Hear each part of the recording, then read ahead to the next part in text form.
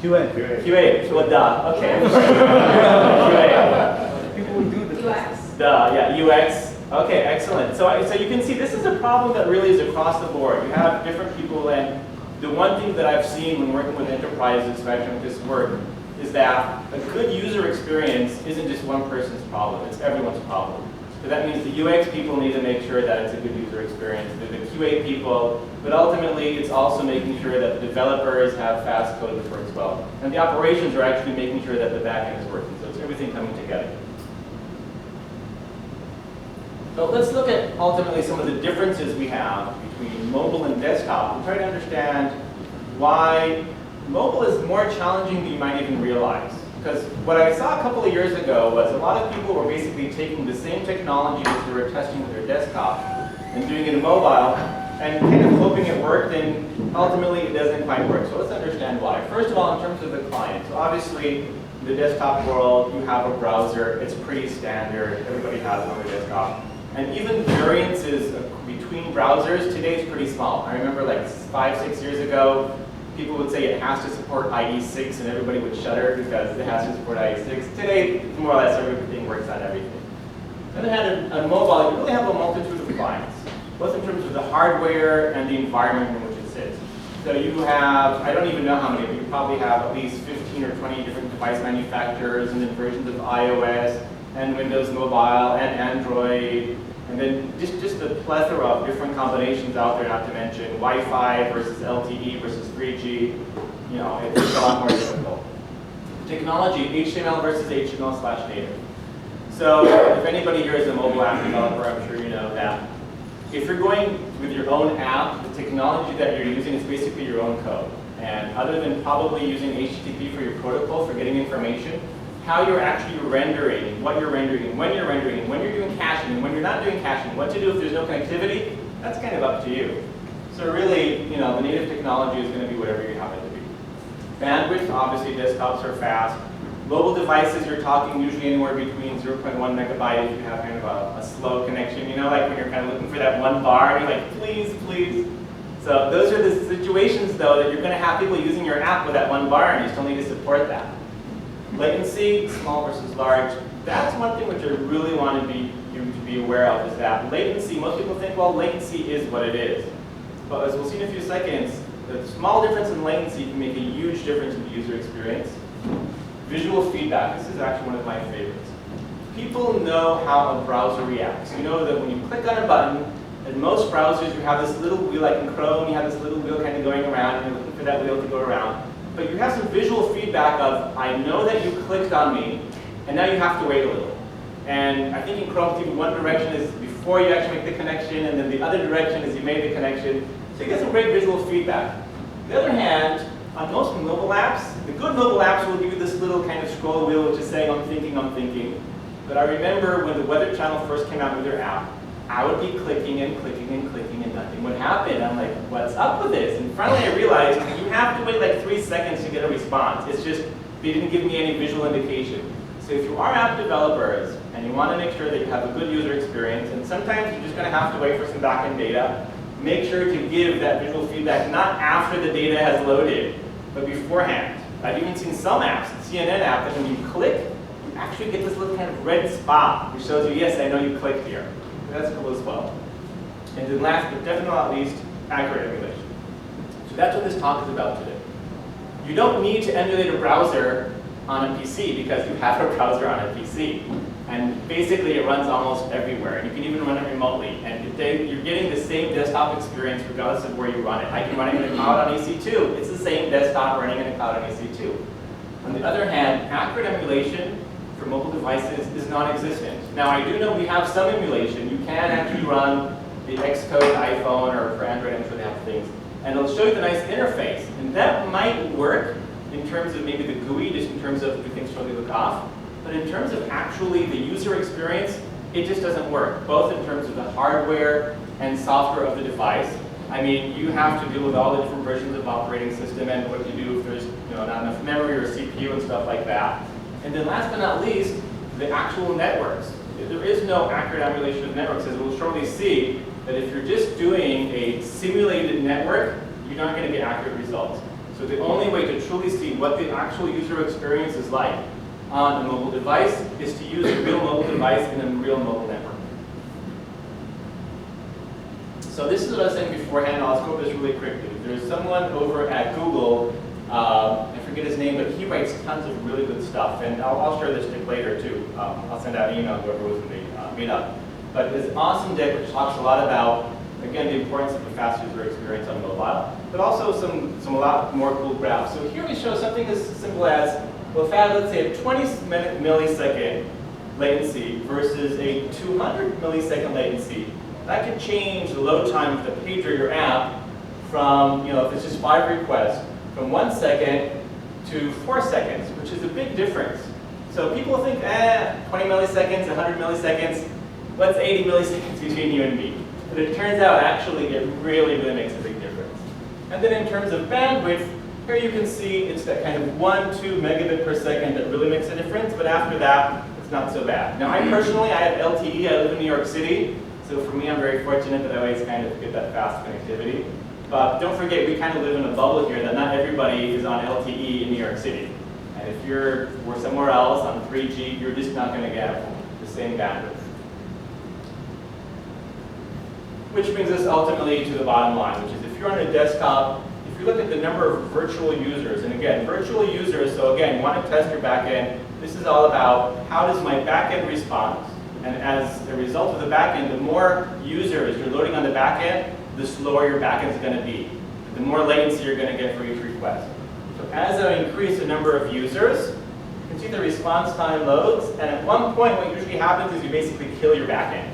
So this is a very typical graph of response time as you increase the number of users. It slowly goes up a little, and then you can almost get a server crash. What's interesting to see is that this graph is different for desktop versus, let's say, Android device versus an iPhone, because of the characteristics of how different devices deal with latency issues, because of different characteristics of inherent latency within the own device, you're going to get different responses for different types of front-end clients.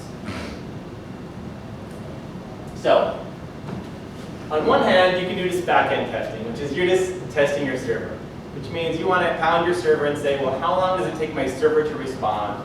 Let's say I have some app which makes a request, Facebook, whatever. How long does it take to respond when I have 1,000 users? So we'll get server response time. I'll also get how long does it take to load all the assets. So again, let's say I have 50 images or 20 requests. How long does it take to load? So I'm getting kind of just the network element of the user experience. But again, I'm kind of in a bubble. And these are simulated devices. So even if I factor in some tiny stuff, it's just simulated. On the other hand, we have what we call front-end testing. This is what JMeter does, by the way. And this is what Perfecto Mobile does. They do front-end testing with real devices on real networks. You're going to see that in a second. So here you get the app response time, time to screen, and real devices. The problem is, if you're just simulating without any load on the back end, then you're going to get the best case scenario. And you're going to say, okay, well, my app looks fine. I tested, I actually looked at devices. You can even do it with your own handheld. But even then, again, you're not testing with different devices and different networks.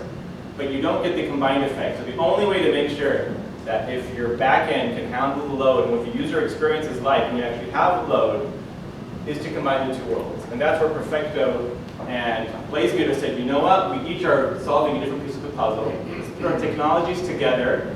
And now we actually have a solution which allows you to both do the backend performance load as well as testing the real devices at the same time and see the different user experience. So see the actual user experience while you're testing load. So that's what this whole thing is. It's a technology which we're showing now for the first time publicly. So, just really quick, in terms of old development life cycles. In the past, when you had a problem, let's say, I'm sure you've had the CEO or somebody call and say your app is slow. So let me ask you, how many people here have downloaded an app, they read somewhere on Reddit or TechCrunch, and they tried to install it, they installed it, and the user experience was slow, and they're like, this is just kind of sucky. How many people have that had happen to you?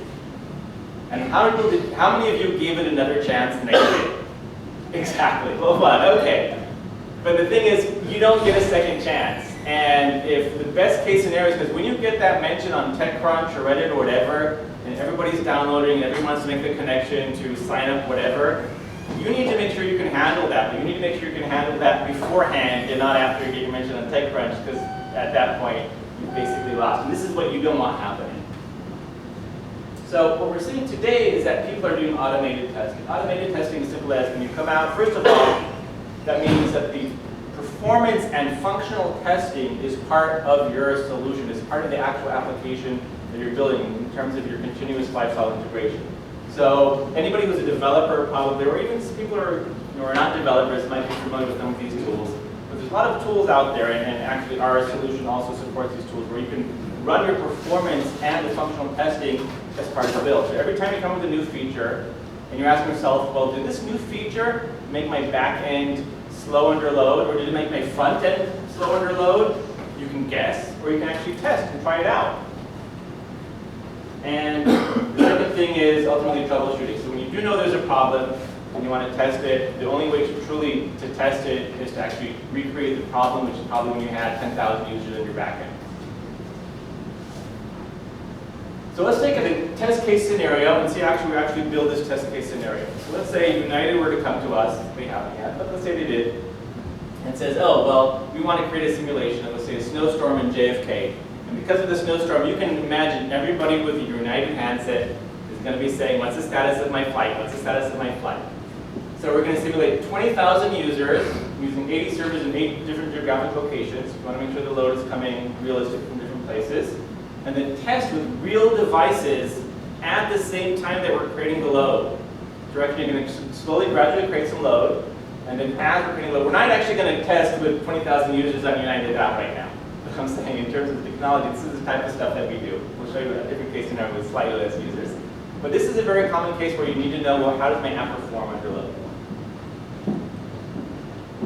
So here's kind of in terms of the diagram what we're looking at. So imagine this top part. This is Latency's part of the puzzle. We're creating the load from multiple geographic locations, simulating different devices, but again, it's just a simulation. And then Perfecto Mobile is coming at the same time and also connecting to the backend and saying, well, on these different devices, these different networks, show me what the actual response time is like.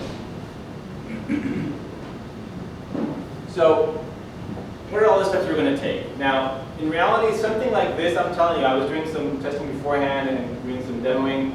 This is probably anywhere between 1 hour and half a day's work. And in the past, this was kind of a dream to be able to do this in less than a day, less than a week or a month. But now, since everything is web-based, you're just sitting on your browser, launch this, launch that, and everything's running. So the first thing you want to do is record the actual mobile scenario. So if you're doing it with a mobile app, you want to make sure that the requests you're making are the same requests that the mobile app will be making. So we're actually going to record it. I'll show you in a second how to record it. We're going to then create the script for the real devices. It's all web-based, very easy. Configure the parameters for the load test, where we want the load to come from. Run the test, and then we're going to view both results. So we're going to see what the results look like in terms of the simulated load, or just the load from the creating the load, and then look at the results from the real devices. So I'll take you through this quickly since that's not the kind of the meat of this talk, but ultimately there's a tool called JMeter, which is an open source tool which you can use as a proxy, and you can connect your mobile device to the proxy and then record all the requests. I will tell you already, it doesn't always work, especially if you're trying to record secure requests, but for the sake of this talk, it's one of the easier ways. We are currently coming up with a solution, and we're almost done, which will allow you to record the actual request from real device by using Perfecto's technology as well. So that's in the works, so you'll be able to basically record anything very easily. But basically, all you're doing is setting up the JMeter proxy, and then going to your iPhone or Android device, telling it, look at the proxy, because again, you're recording all the requests through there. You're going to run the app, and I've done this 100 times, simply on your PC. I usually tell my PC to point to my iPhone to point to my PC in terms of the proxy. And then you get something like this, where you can see all the requests being made. This is the JMeter interface. You can see all the requests being made. And the cool thing is it's recording it at the HTTP level. So every single request, with all the headers, and if it's a browser or a mobile site with all the cookie stuff, you're recording all of that. And now you have this basically set of instructions which you can say, this is a pretty accurate simulation of the HTTP requests that I'm going to make to the backend server. Because again, when I'm testing the backend server, it doesn't really know if there's an iPhone or an Android or something else. It just wants to say, okay, somebody's making lots of requests. So to create the load, this is how I do it. Ideally, I would have 20,000 real devices creating the load. That's not very cost effective. So what we do is we simply have these simulated servers, but they're still making the exact same requests. And the next thing I'll hand it over to Amir is how do we actually create the script on real devices? So, Amir? So the power of the joint platform here is really the ability to measure the end user experience, and the UX person would appreciate this. The important thing here is to drive the devices like real users would, and go through the various user scenarios. It could be a complex user scenario. It could be download a banking application and try to authenticate and receive an SMS with these 4 digits. I'm sure some of you went through this process. And then taking that SMS and putting it into the app and then really authenticating.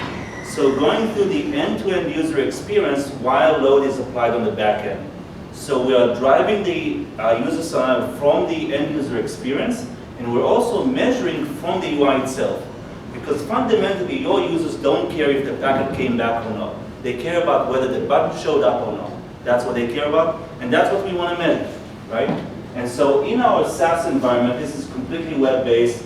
You can access multiple devices. We have an OS level integration, so we don't jailbreak or any of that. You can download applications to the devices. Those devices are spread around the world in various real cellular networks or on Wi-Fi, as you wish.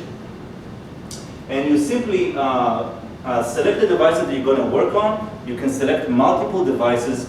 We spoke about this a little bit earlier, that represents your audiences, right? You can test all the combinations.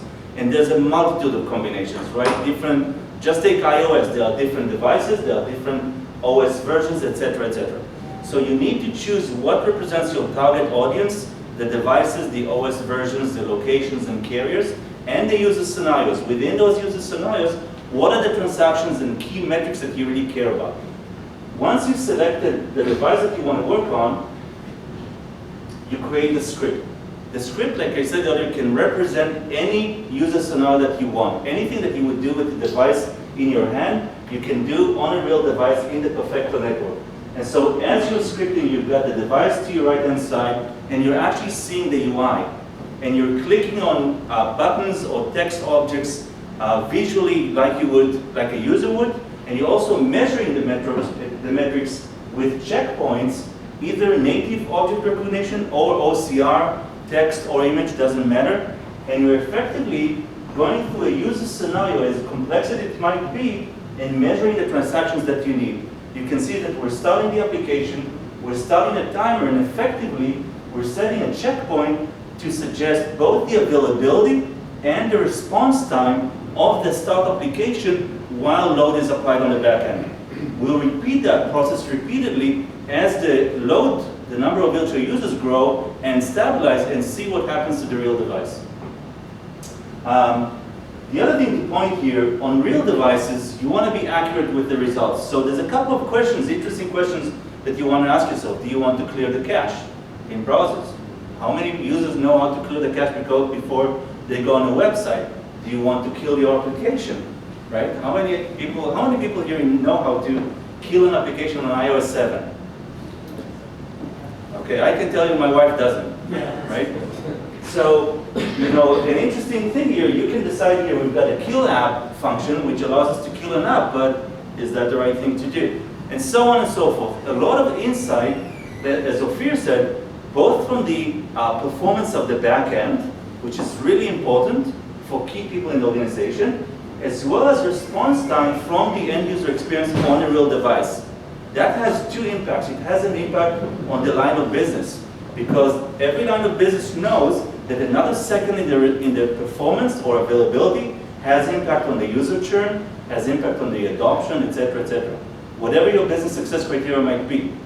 The performance team, or you guys from the QA or from UX, needs to come and answer, okay, the line of business invested a man-year in improving and optimizing the end user experience.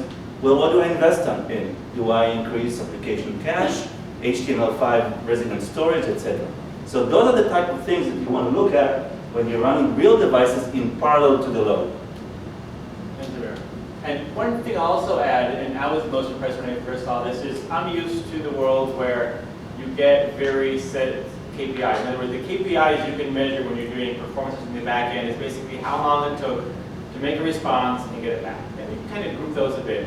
But here, what I was impressed is that you can basically set anything which happens. I can even say, tell me when a specific word, from the second I click on this to when a word appears on the screen. I was like, that's pretty cool. And it can even be an image, as we say, even at OCR.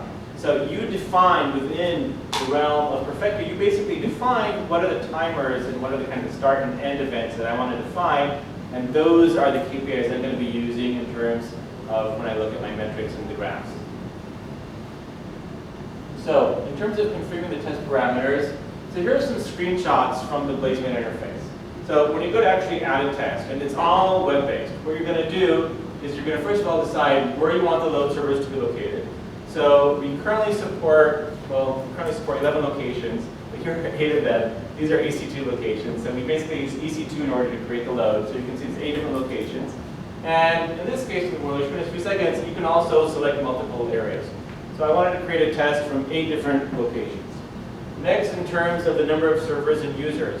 So for each location, I'm setting on 1. I don't know if you can see, I want 10 engines, so 10 physical servers. And for each server, I wanted 250 users for a total of 2,500 users per location. Now, you can actually, this slider goes way up depending on your account, so if you want more, you can create more. This specifically, since I was launching it from 8 locations at once, I didn't want it kind of to be overloaded. And then network emulation. So this is, again, network emulation. Since I'm still wanting to emulate some level of what a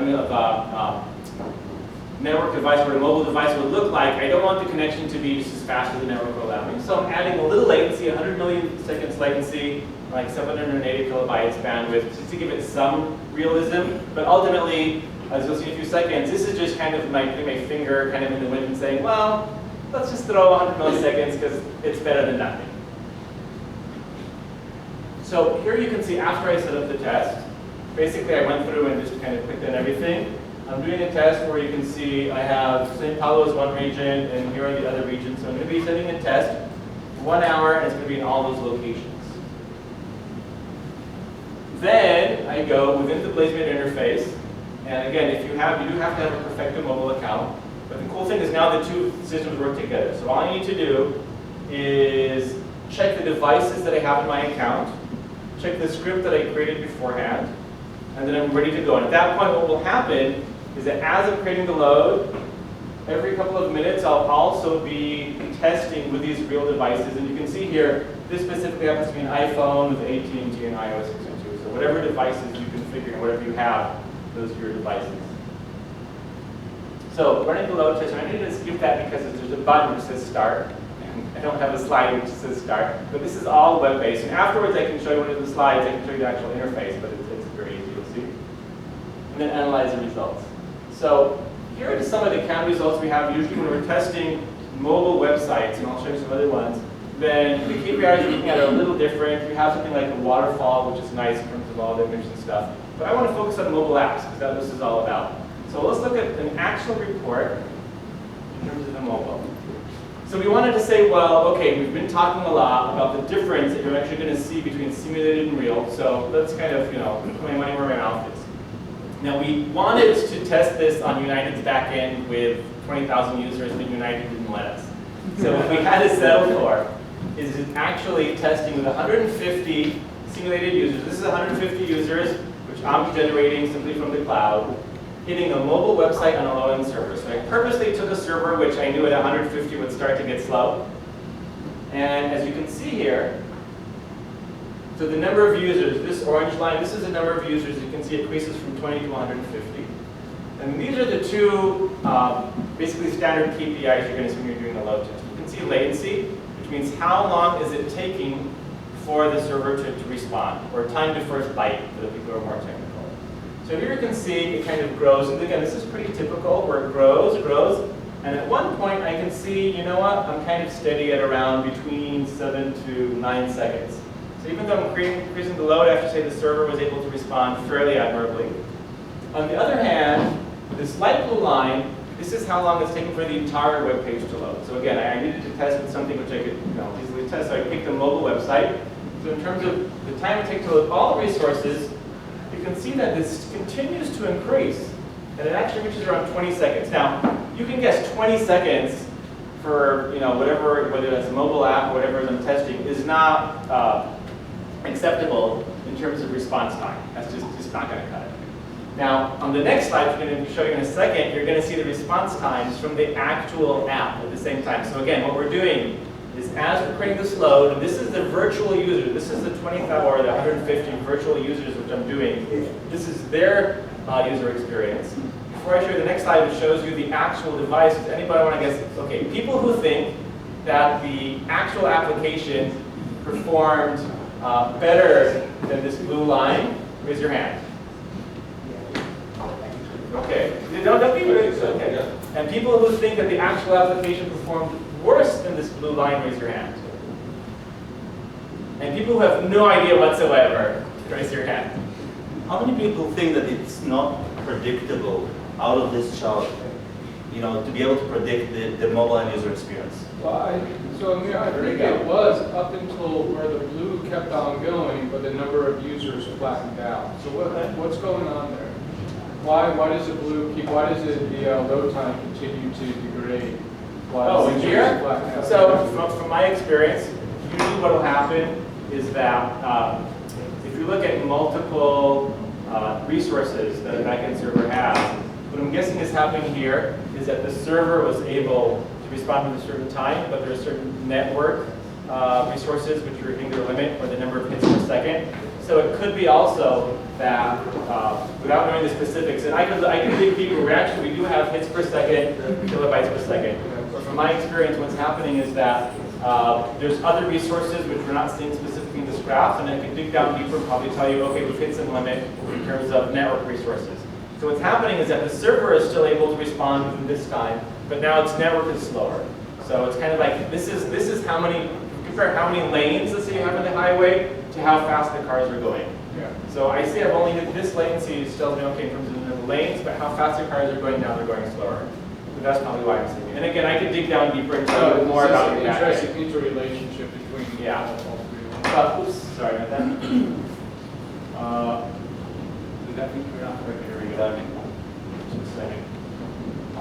Okay. Now, just a second. It was working earlier today. So that was our presentation. There you go. Well, okay, you'll have to ignore these blue lines for now. That's part of the noise from the network. But actually, I want to say something about Mir. Is the short answer is you can't know. You can't really know based on this graph of simulated users what the actual device is going to be, because I can already theoretically tell you two scenarios, one which would be better and one which would be worse, and the only thing is you have to check. So here's the actual answer. This is at the same time we're running the backend load. Yeah, you can see the number of users. This is the green line is increasing. And this is an actual iPhone 5 on Sprint LTE, so it's a fairly fast connection. We're running a test every 2 minutes, and this time to screen is from the second that I kind of hit the go on the browser to when a specific word which I know needs to appear on the screen is going to get identified. And you can see, interestingly enough, it actually starts flat. This is actually, I have to say, surprising for me. It starts flat. In other words, we didn't see the same kind of increase which we saw with the simulated users. But then we're talking a little, and this makes sense because there's going to be a lot of overhead on the device or overhead on the network. And my 100 millisecond, which I was assuming, that was just me assuming. So if you look at the actual network and the actual characteristics along with some other factors, you can see that it's kind of steady. In other words, under low load, best case scenario conditions, you're talking about maybe 5 seconds. And then it spikes up, but if you'll notice, it only reaches around 11 seconds. So if we go back to the previous slide, you can see here the latency was around 7.5 to 9 seconds, but the overall response time was really high. And on this graph, and by the way, we now have a version I didn't have for this demo. We have a version which is showing you all this information on the same slide, so on the same screen. So that's something which we do have, but it's good at the time for this demo. So here you can see though that the time to screen is actually 10 seconds. So that just goes to show you that what you're doing with your simulated users, that's just, it's something, yeah. It gives you at least some indication of your back. If it gives you an indication of your back end, okay, I know that my backend can handle so many users, but the actual user experience, I have no idea. And it's only when actually the real devices will show me the actual iPhone 5 on LTE at the same time there is load. So again, if I didn't have the two things together, I can still give you this information, sure, with one user, knowing the backend. But this information I'm only going to get when I add the two things together. Is there a question? Well, as the users don't plateau off, the system seems to recover. Well, again, this is a real network. I don't know enough about, I mean, I can tell there's going to be some volatility. Resources anymore? Is that the, You mean, why does it go up and then down? you make up time right there. Yeah. There's going to be some volatility. You'll never, you're always going to see some ups and downs, and then ultimately this one up to 13 seconds and down to 11 seconds.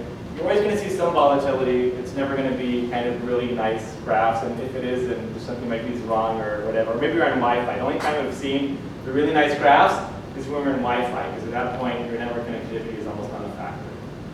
Or if you're sitting right next to a cell tower, literally. So I'm going to actually, so that was just the graphs, and those are the graphs you're seeing within the BlazeMeter interface. We're actually pulling the data from Perfecto into BlazeMeter in the interface and showing you those graphs. But then you have some other questions. Well, I want to dig a little deeper because that'll give me kind of high level. So I'm going to give it back to Amir to tell you a little more about some of the reports I get from Perfecto about digging a little deeper. So I think the nugget here is really the difference between those two charts. Fundamentally, because both you can, like Ophir said, you can answer the question, what is going to be the end user experience when load or degraded conditions? You can also emulate network conditions on the device itself. So what's going to happen to my end user? What is going to be their experience? It's also the area that you can optimize. The difference between the two lines is that the client on the device and the limited resources on the device. So you want to know that chart that is different of the real device itself. But then comes the question, it's a great question. So, okay, so what do I do about it? How do I investigate what's going on and how can I optimize?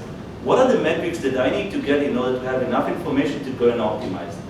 The information is fundamentally here. You need to know each step in the process of the script. You need to have the timers for each step that you wanted to know about. In this case, launching the application took 4.1 seconds. You want to know the device vitals while a lot of load is applied on the back end, or when network conditions are degraded. So what is my CPU? What is my memory? What is my battery? All of these things come together, in terms of the transactions that you get, the device vitals, but also, very important, the user experience. So one of the key things that you need to optimize, okay, so my network, pipe is limited. How do I overcome that? Can I do application caching? Can I, if you know Gmail, when you're offline, you still get a graceful fallback for that experience. So a complete video of the script execution or snapshots from the real device is what you need in order to really optimize the end user experience. And these are snapshots from the real device as we're running the scripts. We'll show this in a minute, but you're going into a single transaction. Okay, cool. Okay, so one of the also really cool things, and I'll let Amir talk about that, is as you're actually running the script on the real device, Perfecto is taking a movie so you can see what the actual user experience is. And there's your play. This is live. Everything works okay. And Amir, okay, so it's working. So, you can so as you've seen earlier, we're running a real device, a real iPhone 5 on Sprint LTE. The first thing that we're doing, and this is going a little bit slow, so I'll kind of pause a little bit. We're starting the application and then immediately we're killing it. The method of doing that is starting the application and then the application is going to be to the bottom left of the UI, if you know what I mean. So we're going to kill it to avoid any caching and make it like a completely neutral experience. So, and this is all programmatically. So we're going to kill the app and now we're going to go launch the app. And so this is our first transaction. We want to know the application launch time. So we're effectively clicking on the app, and in this case we're doing a textual recognition of the word flight status. And this is going to create our first transaction. The next step, we're going to click on flight status and we're going to enter a flight number like real users would, right? And this is really the emphasis. We're going to enter the flight number and we're going to click on search. The interesting thing here, like Ophir said earlier, you can measure the complete end-to-end transaction because your users don't care how many clicks they are. They want to get to the information. So this will be the second transaction. We're looking at the word arrives and we're going to measure all of that time. You know, and if you want to compare against competitive offerings, against different airlines, and it takes 2 clicks, that's what we're going to have to do.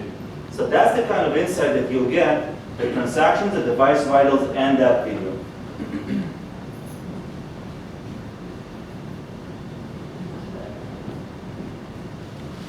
So just to reiterate, yeah, back-end testing on its own provides value, but it's only half the picture. And then front-end real device testing provides value, but it's only half the picture. But it's when you put the two together, that's when you really get this big smiley face of now I know both how my backend performs as well as with the front-end user experience, regardless of load. So I will say one other thing before we get to Q&A is that we currently have a few beta testers who are testing this technology. It's not just slides, it actually does work, but it isn't beta, so it's not public yet. If you do, this sounds like something which is interesting, then definitely afterwards come to either me or Amir, and we can talk to you. Yeah, and our emails are here. And our emails are there as well. So I'm going to actually open up to questions, and after the questions, we're going to do the, well, actually, as we're doing Q&A, yeah, I do have a request. We have here some just surveys about how the presentation was, if everybody liked it or not. If you could pass these out, we're actually going to be taking these back and then picking one of these in terms of the iPad mini raffle. So if you could actually pass these out, come on, pass it back. Any questions in the meantime? In the meantime, if you have some questions, we'll be more than happy to answer. Video, the test, the automation that you just showed, like how long does it take to set something like that up? It was what, ran for like about a minute, and then like 4 transactions. The video itself? No, not the video. I mean, obviously that was just a recording, but the actual coding behind it, how long does that take? It starts automatically. As soon as you click run on the Oh, screen. no. I mean, the actual coding, like somebody that would set up the test, like how long does it take? You know, like everything else, it depends on the complexity of the script, right? Okay, but what about that script? You don't know? You know, a typical script, you know, the first time you write a script might take you 30 minutes. You know, the second time you do it, it will take you 15 minutes. Okay. Yeah. I mean, I can say, from my personal experience when I started using that, yeah. It's one of those things, you know, if you've never done it before, you're like, what do I do? But after you do it the first time, and it's pretty intuitive, it's all web-based, pretty intuitive. After you do it the first time, okay, now I got it. And then I was like, literally after an hour, I was writing scripts on my own and being able to test it myself. So. And if you can show the slide with the interface, we've got fairly visual macros for pretty much everything. So if you want to do a text button click, you've got a command for that. You can do an image click. You want to do a checkpoint. You want to replace text. That 91 thing, we just did a replace text. Okay. So you can see all of these things. You've got Object Spy, which actually goes into a website or an application and actually finds the XPath of all the items.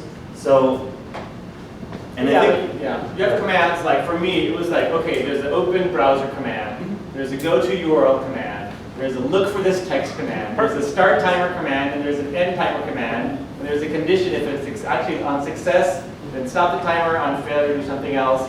And I mean, that was basically it. So, right, high level, nice script. Yeah. A second follow-up to that, I guess, is that actually happening on the real like device? Absolutely. Okay, so Yes, it's all yes. happening on the device. so what we like to do, I don't know if this is going to be time, we like to open this interface and show the device details and have people SMS or call it or whatever. Oh, yeah. Yeah. I don't know. yeah, we can do it. Done the questions, but there's some other questions. Actually, I'll take the question here. Yes. What do you actually install on the mobile device to have your scripts running? So regarding the actual mobile devices again, so here. the devices are actually running in the Perfecto engine, which sits next to the device. On the device, all that we're installing is a video engine, which captures the video feed from the device and transfers it out. We've got an integration at the OS level, which all of the commands from the engine are injected onto the device. So effectively, we're not changing anything on the device. And the script is held in the engine. Oh, the engine's on a server. That's right. Okay. So, like, no apps are installed? Is that what you're saying? It's almost no apps installed. You know, Perfecto doesn't need to install apps on the device in order to work. Other questions or some more questions? Yes? Actually, could you also just say your name and what you do? My name is Libby, and I run a development testing shop. Most of the mobile work we do right now is responsive websites and build websites. Phone gap hyperlinks. My question is we have clients kind of just expect sites to be responsive and mobile friendly these days, and the timeline given for testing is insignificant to nil in addition to just normal desktop sites. So from what we can charge our clients for that, it's quite little.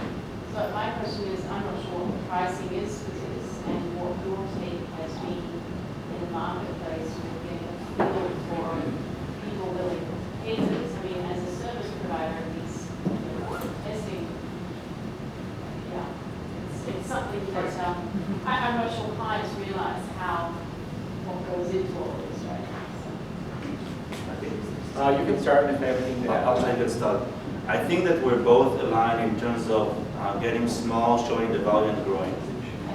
Getting in with a small budget, finding who it's going to be helpful for, demonstrating value, and then growing. We're already, we've been doing performance before this integration. We're already with a couple of big enterprises today where we have started small and grown. And I think same story for you guys. So it's really getting in front of the door and then making them realize how critical this is. Absolutely. So I'd even add to that is that you need to ask them what the cost is of having a slow user experience. If this is somebody who says, well, if it's a slow user experience, then I'm going to lose $50 a day, and I'm saying, well, it's kind of hard to justify, something like this. If he's saying, but if my site goes down or I have a bad user experience, I could be losing $500 or maybe $5,000 a day, then it's a different conversation ultimately. Still really targeting clients. I guess user experience would really translate to dollars lost. Ultimately, yeah. I mean, if this isn't something which you're making money off of, then if you don't care if you have a bad user experience, then But a lot of people care about that user experiences, but that site might not necessarily be directly translating into $1 million loss, but they still demand the user experience. So therefore, it's really hard to justify the cost. That's right. I think for us, what we've found is that you can take, different organizations have different scenarios. Some organizations you can do the ROI play and see what comes out of that if somebody's willing to listen to you. Other organizations, what we've seen, I think the reason we came up with this product is that we've seen people go through functional automation and then jump over to monitoring. And always in that case, if you don't find that performance test before going into production, you'll find the scars. I guarantee you. Find that guy with the scars, and you're golden. Or I have to say, we've dealt with a lot of companies which come to us after the fact.